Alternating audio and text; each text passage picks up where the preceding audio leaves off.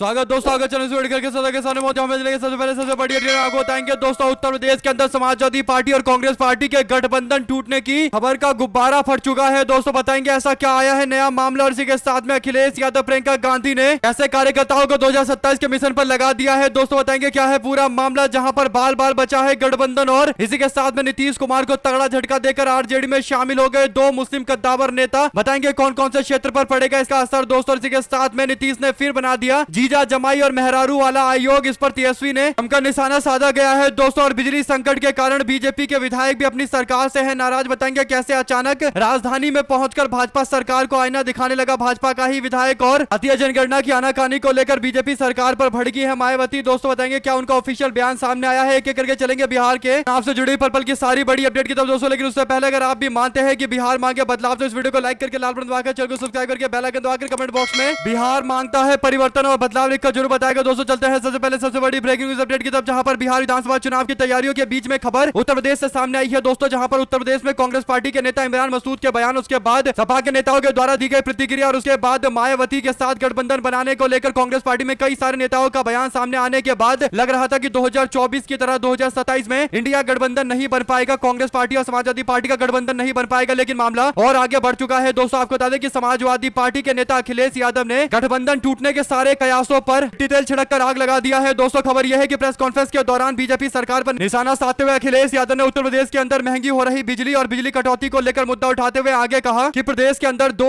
नेता है, एक मुख्यमंत्री एक डिप्टी सीएम, दोनों का इंजन एक दूसरे से टकरा रहा है। अब तो पूरा डिब्बा ही एक दूसरे से टकरा रहा है। आगे उन्होंने कांग्रेस पार्टी के नेता और सांसद सहारनपुर के इमरान मसूद के द्वारा इंडिया गठबंधन पर दिए गए बयान को लेकर जवाब देते हुए कहा कि हमें किसी के बयान से कोई फर्क नहीं पड़ता, इंडिया गठबंधन मिलकर चुनाव लड़ेगा, जिसे जाना है वो जा सकता है। उन्होंने आगे जो बात कही है दोस्तों वो काफी दिलचस्प है। वो कहते हैं कि ये जो पीडीए का गठबंधन बना है ये कोई चुनावी गठबंधन नहीं है बल्कि भावनात्मक रिश्ता है और जो लोग पीड़ित हैं वही हमारे साथ में है। वो आगे साफ शब्दों में बोल देते हैं कि 2027 के विधानसभा चुनाव में समाजवादी पार्टी और कांग्रेस पार्टी मिलकर हर हालत में चुनाव लड़ेगी। अखिलेश यादव ने लखनऊ के अंदर समाजवादी पार्टी अल्पसंख्यक सभा की बैठक के दौरान यह दावा किया है। दोस्तों अखिलेश ने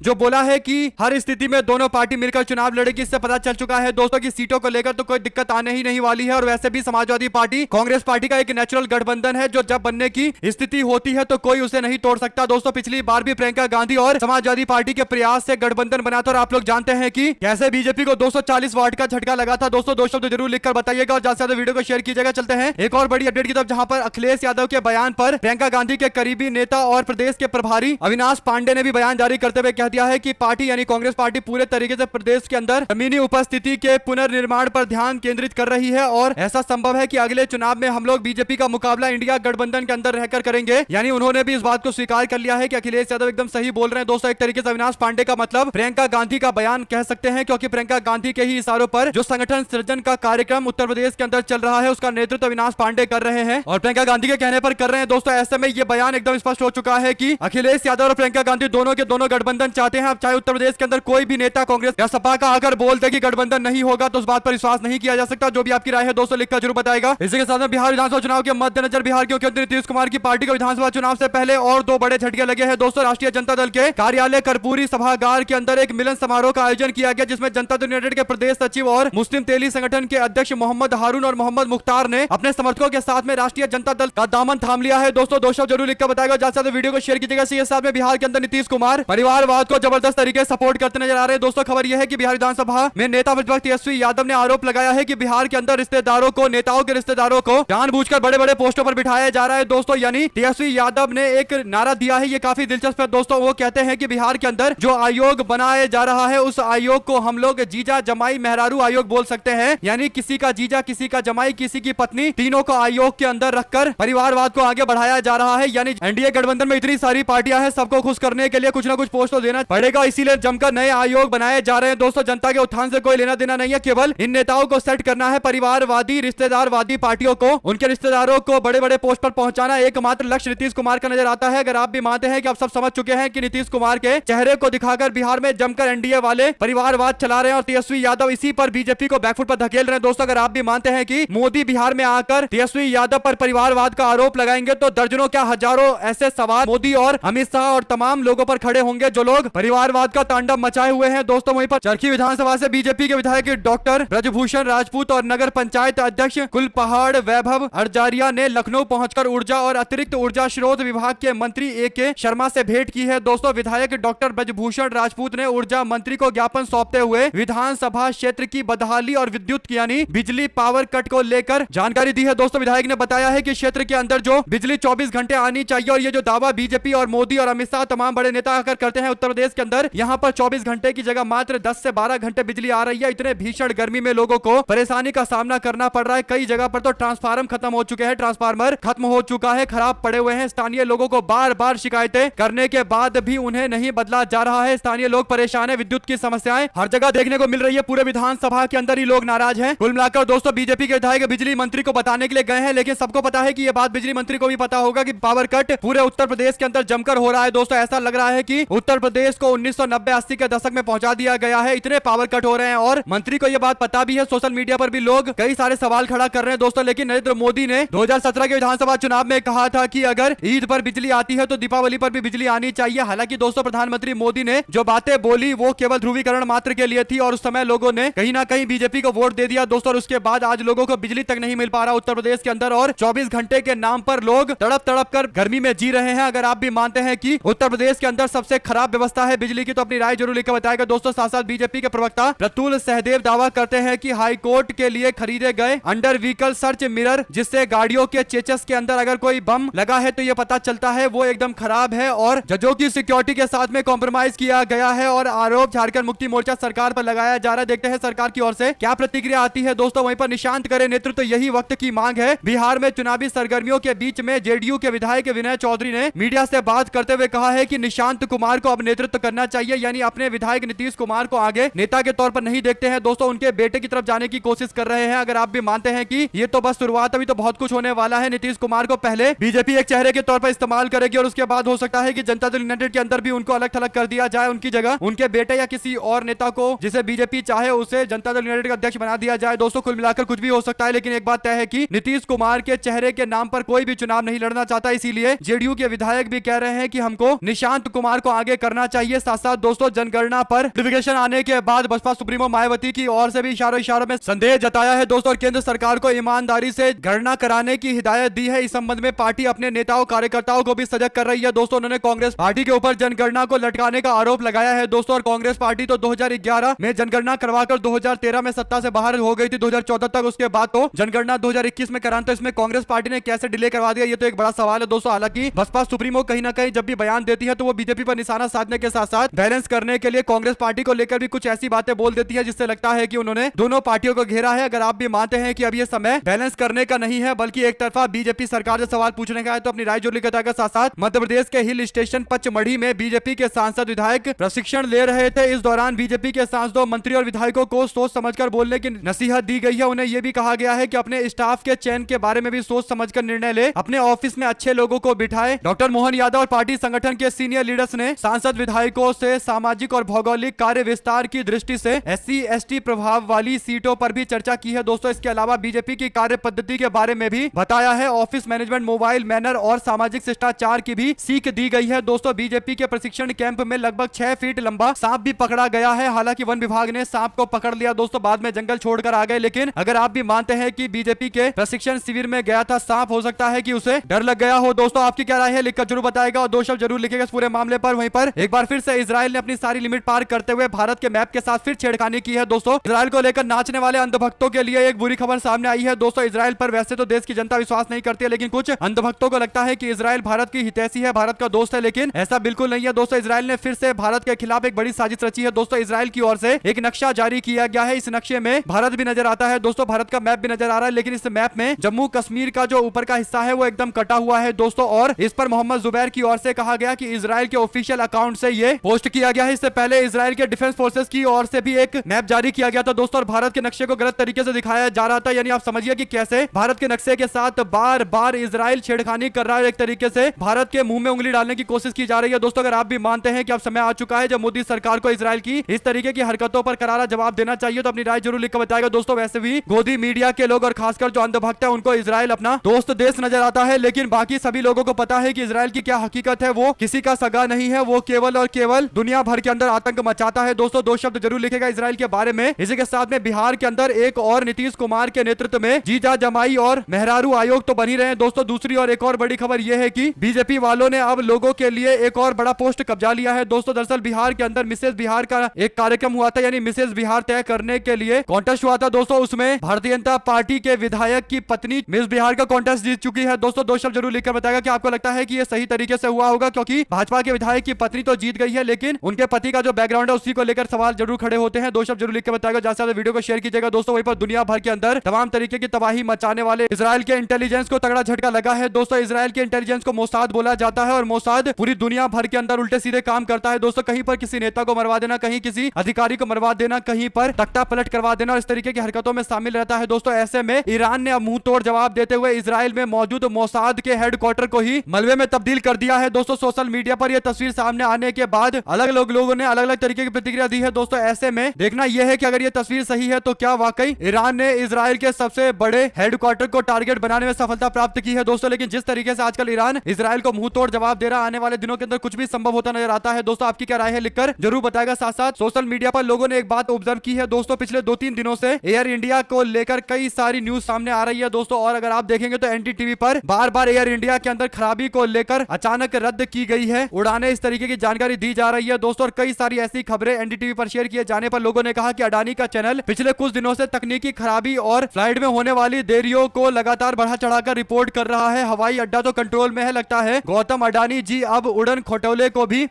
भी कब्जे में लेना चाहते हैं। कुल मिलाकर दोस्तों ऐसी साजिश रची जा रही है कि एयर इंडिया को पूरी तरीके से प्राइवेटाइज कर दिया जाए। क्या ये एक बड़ी साजिश नहीं लग रही है आपको? जो भी आपको लगता है लिखकर जरूर बताएगा। दोस्तों वहीं पर सुप्रीम कोर्ट में अब भाई भतीजावाद शुरू हो चुका है। खबर यह है दोस्तों कि नीतीश कुमार के करीबी और जनता दल यूनाइटेड के कार्यकारी अध्यक्ष संजय झा की बेटियों को 2023 और 2024 में ग्रेजुएशन के बाद सीधे राष्ट्रपति के आदेश के बाद सरकार के वकील के तौर पर नियुक्त कर दिया गया है। दोस्तों मेहनती वकील कतारों में खड़े हैं लेकिन खास बेटियों को आगे बढ़ाया गया है। संजय झा जो जनता दल यूनाइटेड के नेता नीतीश कुमार के काफी करीबी है दोस्तों और बीजेपी के साथ में सरकार में हिस्सा है, उन्हें लेकर ये बड़ी अपडेट है। दो शब्द जरूर लिखिएगा इस पूरे मामले को लेकर। दोस्तों ज्यादा से ज्यादा वीडियो को शेयर कीजिएगा। चलते हैं एक और बड़ी अपडेट की तरफ, जहां पर बिहार का सत्ताधारी राष्ट्रीय जनतांत्रिक गठबंधन एनडीए एक्शन मोड में है। दोस्तों नीतीश कुमार की अगुवाई वाले बिहार सरकार ने अनुसूचित जाति महिला आयोग समेत तमाम आयोग और बोर्ड का पुनर्गठन किया है। दोस्तों टिकट के कई दावेदारों को यहां एडजस्ट कर दिया गया है। इस चुनाव के समय टिकट न मिलने के कारण बगावत की संभावना को और कम करने की कोशिश की गई है। वहीं पर चिराग पासवान ने 243 सीटों पर चुनाव लड़ने का ऐलान किया है। 270 सीटों के लिए दावेदारी कर सत्ताधारी गठबंधन की टेंशन और ज्यादा बढ़ा दी गई है। केंद्रीय मंत्री चिराग पासवान का ये चुनावी गोला किसके लिए घातक साबित होगा ये तो अलग विषय है, लेकिन उनकी राजनीति साफ है। लोक जनशक्ति पार्टी के अध्यक्ष चिराग पासवान पिछले बिहार चुनाव में थर्ड पार्टी बनकर चुनाव लड़े थे दोस्तों और उस समय किंग मेकर की भूमिका उनकी सबके सामने नजर आई थी। चर्चा थी कि 33 सीटों पर नीतीश कुमार को उन्होंने हराया है। ऐसे में अब वो 33 सीटों की डिमांड कर रहे हैं। दोस्तों अगर ये 33 सीट इनको मिल भी जाती है तब भी कैसे किंग बनेंगे ये भी एक बड़ा सवाल है। कुल मिलाकर अपने आप को किंग मेकर की भूमिका में देखना चाहते हैं, इसके लिए जरूरी है कि उन्हें गठबंधन से अलग चुनाव लड़ना पड़ेगा। साथ साथ मध्य प्रदेश के अंदर कांग्रेस पार्टी ने उच्च न्यायालय के ग्वालियर खंडपीठ में डॉक्टर भीमराव अंबेडकर की प्रतिमा स्थापित करने की राह में राष्ट्रीय स्वयंसेवक संघ और बीजेपी पर रोड़े अटकाने के आरोप लगाते हुए इसके खिलाफ प्रदेश भर के अंदर जन जागरण अभियान चलाने की घोषणा की है। दोस्तों राजधानी भोपाल में कांग्रेस पार्टी के मुख्यालय में पूर्व मुख्यमंत्री दिग्विजय सिंह, कांग्रेस के महासचिव और मध्य प्रदेश के प्रभारी हरीश चौधरी और कांग्रेस पार्टी के प्रदेश अध्यक्ष जीतू पटवारी के अलावा राज्य विधानसभा के नेता प्रतिपक्ष उमंग सिघार भी मौजूद थे। आपकी क्या राय है दोस्तों लिखकर जरूर बताएगा, क्योंकि ये मामला धीरे धीरे करके तूल पकड़ता जा रहा है। दोस्तों दिल्ली में इसे लेकर कांग्रेस पार्टी के नेताओं ने चर्चा की थी, प्रेस कॉन्फ्रेंस किया था और अब भोपाल कांग्रेस के मुख्यालय में भी चर्चा की गई है। आने वाले दिनों के अंदर कुछ बड़ा रोड मैप तैयार किया जा सकता है। जो भी आपकी राय है दोस्तों लिखकर जरूर बताएगा, क्योंकि मूर्ति तो लगेगी, बाबा साहब अम्बेडकर की मूर्ति नहीं लगेगी तो किसकी लगेगी दोस्तों। और कांग्रेस पार्टी इसीलिए इस बात पर अड़ी हुई है और उसका मानना है कि कहीं ना कहीं आरएसएस के इशारे पर ये सारी हरकतें की जा रही है, लेकिन कांग्रेस पूरे प्रदेश भर के अंदर जोरदार विरोध करेगी। वहीं पर कांग्रेस के नेता पवन खेड़ा ने केंद्र सरकार की तरफ से जातीय जनगणना के संबंध में जारी अधिसूचना पर सवाल उठाते हुए सोशल मीडिया हैंडल पर पोस्ट करते हुए लिखा कि तेलंगाना सरकार की तरह जातीय जनगणना के संबंध में जारी अधिसूचना भी साझा करते हुए केंद्र सरकार की अधिसूचना से उसकी तुलना की गई है। दोस्तों कांग्रेस के नेता ने कहा कि जब तेलंगाना सरकार की तरफ से जातीय जनगणना के संबंध में अधिसूचना जारी की गई थी तब उसमें 3-4 बार जातीय शब्द का इस्तेमाल किया गया था, जाति शब्द का जिक्र किया गया था, लेकिन विडंबना देखिए कि केंद्र सरकार की ओर से अधिसूचना जारी की गई है उसमें एक बार भी जाति शब्द का इस्तेमाल नहीं किया गया है। कांग्रेस के नेता ने पोस्ट करते हुए केंद्र सरकार की तरफ से जातीय जनगणना के संबंध में अधिसूचना जारी करने के बाद ऐसा किया है। इस संबंध में लोग चर्चाएं कर रहे हैं दोस्तों, चर्चा का बाजार काफी गर्म है। इसी के साथ में तमिलनाडु के मुख्यमंत्री एम के स्टालिन ने डिमांड किया है कि तमिल भाषा में सुप्रीम कोर्ट के साथ साथ मद्रास हाई कोर्ट में भी बहस करने के लिए इस्तेमाल किया जाना चाहिए, यानी तमिल भाषा को प्रमोट करने की मांग की गई है। दोस्तों अब तक भारत के कोर्ट में इंग्लिश के अंदर डिबेट होता है, इंग्लिश में बहस होती है, लेकिन उससे नेटिव लैंग्वेज में किया जाना चाहिए। ये मांग तो कई सालों से चल रहा है। ऐसे में तमिलनाडु के मुख्यमंत्री ने मांग की है तो इस पर शुरुआत करनी चाहिए। आपकी क्या राय है दोस्तों, लिखकर जरूर बताएगा। चलते हैं एक और बड़ी अपडेट की तरफ, जहां पर बक्सर के डुमराव से जेडीयू के उम्मीदवार वशिष्ठ नारायण सिंह के पुत्र होंगे क्या, ये एक बड़ा सवाल है दोस्तों। पटना में जेडीयू के वरिष्ठ नेता वशिष्ठ नारायण सिंह के बेटे प्रशांत का बिहार विधानसभा चुनाव लड़ना करीब करीब तय हो गया है। वो बक्सर के डुमराव विधानसभा क्षेत्र से जेडीयू के प्रत्याशी होंगे। मुख्यमंत्री नीतीश कुमार भी वशिष्ठ नारायण सिंह को बहुत सम्मान करते हैं, पार्टी में सभी उन्हें इज्जत करते हैं। दादा कहते हैं बढ़ती उम्र के कारण, शारीरिक थकान के कारण अब वो राजनीति में एक्टिव नहीं रहना चाहते, इसीलिए इस साल मकर संक्रांति के मौके पर वशिष्ठ नारायण सिंह ने चूड़ा दही पार्टी की थी और खूब चर्चा में बने। तो दोस्तों ऐसे में वशिष्ठ नारायण सिंह के पहले बेटे नौकरी में थे, पर बाद में पिता के साथ रहने लगे और नौकरी छोड़ दी गई। अब वो राजनीति में उत्तराधिकारी बनकर काम करेंगे। कुल मिलाकर दोस्तों कई और लोग हैं जो अब इस सीट से दावेदारी कर सकते हैं। हो सकता है कोई बीजेपी का नेता भी यहाँ पर दावेदारी करने लगे और आपस में फिर फूट देखने को मिले, और हो सकता है कि टिकट बंटवारे से पहले आपस में नारेबाजी का दौर शुरू हो जाए। जो भी जानकारी इससे जुड़ी आती रहेगी आप लगातार पहुंचाएंगे दोस्तों। वहीं पर कपिल सिब्बल ने चौंकाने वाली बात बताते हुए कहा कि बीजेपी की सरकार एक ऐसे न्यायाधीश को निशाना बना रही है जिसके खिलाफ कोई सबूत नहीं है, एक ऐसे न्यायाधीश को बचा रही है जिसके खिलाफ कोई सबूत की आवश्यकता नहीं है, क्योंकि उनका बयान सार्वजनिक पटल पर है। दरअसल दोस्तों राज्यसभा के सदस्य कपिल सिब्बल ने मंगलवार को आरोप लगाया कि कथित भ्रष्टाचार के लिए न्यायमूर्ति यशवंत वर्मा के खिलाफ महाभियोग का प्रस्ताव लाने की दिशा में बढ़ने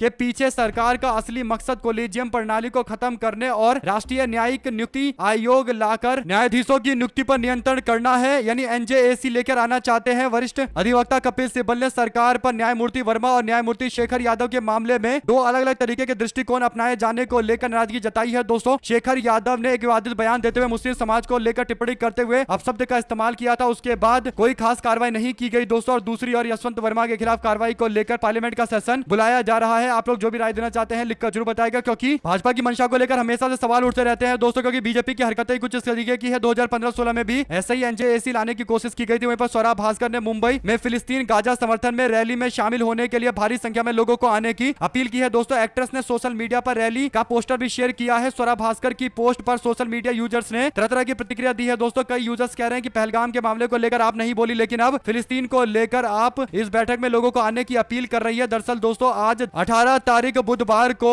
महाराष्ट्र के अंदर आजाद मैदान में फिलिस्तीन के समर्थन में सॉलिडेरिटी विद गाजा के नाम से प्रोग्राम किया जाएगा दोस्तों, और इसमें खुद स्वरा भास्कर भी शामिल हो सकती है। दो शब्द इस पूरे मामले को लेकर लिखकर जरूर बताएगा। चलते हैं एक और बड़ी अपडेट की तरफ, जहां पर केजरीवाल सरकार द्वारा बनाए गए मोहल्ला क्लिनिक और डिस्पेंसरी पर नया पेंट करके बीजेपी उन्हें अपना बताने की कोशिश कर रही है। आयुष्मान आरोग्य मंदिर बताया जा रहा है। कहा जा रहा है कि बीजेपी सरकार ने 33 AAM बनाए, यानी आरोग्य आयुष्मान मंदिर बनाया, लेकिन सवाल यह है कि भाजपा के लोगों ने कहा बनाया, इसका एड्रेस दे जरा। आम आदमी पार्टी के लोग भी चेक करना चाहते हैं। बीजेपी सरकार रोज नए झूठ बोलकर कीर्तिमान बना रही है। 8 वर्ष पहले केजरीवाल सरकार द्वारा बनाए गए चिराग दिल्ली में स्थित एसी वाले डिस्पेंसरी पर 2017 में हुए उद्घाटन पर पत्थर लगा हुआ है। पत्थर पर मेरा और सत्येंद्र जैन का भी नाम है। इसके बावजूद बीजेपी के लोग इस पर अपना विकास का दावेदारी कर रहे हैं। अगर आप भी मानते हैं दोस्तों कि अभी तो ये एक प्रोजेक्ट चुराया है, ऐसे और भी प्रोजेक्ट चुराए जाएंगे, क्योंकि दिल्ली में सबको पता है कि भारतीय जनता पार्टी के पास कोई क्लियर कट एजेंडा नहीं है कि कैसे दिल्ली को चलाया जाएगा दोस्तों। और नवंबर आते आते लोगों को पता चलेगा कि पॉल्यूशन को लेकर भी जो बीजेपी ने बड़ी बड़ी बातें बोली थी उसका क्या हाल है दोस्तों। और यमुना तो जानते ही आप लोग, सफाई के नाम पर केवल लोगों को मूर्ख बनाया गया है। यमुना में सफाई के लिए केवल कुछ दिन गाड़ियां चलाई गई थी दोस्तों। यमुना सफाई को लेकर कोई खास अपडेट नहीं आई है। इसी के साथ में राजस्थान के विधानसभा चुनाव हार के बाद आदेश रावल कांग्रेस पार्टी से जुड़े पत्रकार ने कहा है कि सचिन पायलट को राष्ट्रीय महासचिव और बड़े राज्य का प्रभार दिया गया, छत्तीसगढ़ का प्रभार दिया गया, और हाल ही में वो बताते हैं कि अब राजस्थान के अंदर सचिन पायलट को कमान देने की स्क्रिप्ट तैयार हो चुकी है। राहुल गांधी के साथ मिलकर आने वाले दिनों के अंदर सचिन पायलट काम करेंगे दोस्तों। इसके लिए उन्हें तैयार किया जा रहा था। 1 साल पहले उनको बड़े पद दिए गए थे। इससे पहले वो प्रियंका गांधी के साथ उत्तर प्रदेश में भी काम कर चुके हैं दोस्तों। और अब राजस्थान में आप देखेंगे कि सचिन पायलट का असली उदय होगा। इंतजार का फल उनको जरूर मिलेगा दोस्तों। और सचिन पायलट कांग्रेस पार्टी का एकमात्र चेहरा राजस्थान के अंदर होंगे, और कांग्रेस की वापसी होगी तो सचिन पायलट मुख्यमंत्री भी बनेंगे। आपकी जो भी राय हो दोस्तों लिखकर जरूर बताएगा। हमारे साथ लगातार जुड़े रहने के लिए दोस्तों, भाइयों बहनों मित्रों का बहुत बहुत धन्यवाद दोस्तों। ज्यादा से ज्यादा वीडियो को शेयर कीजिएगा ताकि पल पल की पूरी अपडेट आप लोगों तक लगातार इसी तरीके से पहुंचाते रहे। और हमारे साथ जुड़े रहने के लिए आप सभी दोस्तों, भाइयों बहनों मित्रों का बहुत बहुत धन्यवाद। बहुत बहुत धन्यवाद। जय हिंद, जय भारत। जय हिंद, जय भारत।